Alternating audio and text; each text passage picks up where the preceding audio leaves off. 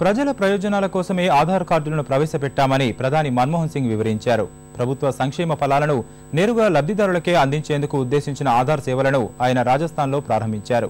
UP అధ్యక్షురాలు సోనియా గాంధీతో కలిసి డూడూలో 21వ కోటి ఆధార్ కార్డును ప్రజలకు అందించారు.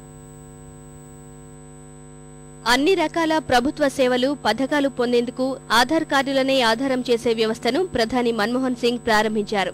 రాజస్థాన్లోని డూడూలో నూతన చెల్లింపు వ్యవస్థల విధానానికి ప్రధానితో పాటు యూపీఏ అధ్యక్షురాలు సోనియా గాంధీ అంకురార్పణ చేశారు.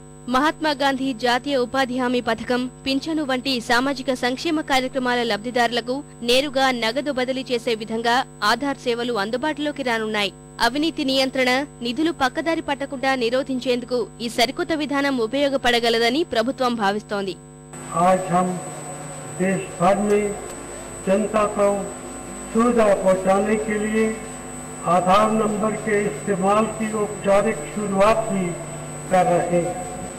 और इसमें भारत के हर एक निवासी को एक खास पहचान नंबर दिया जाएगा।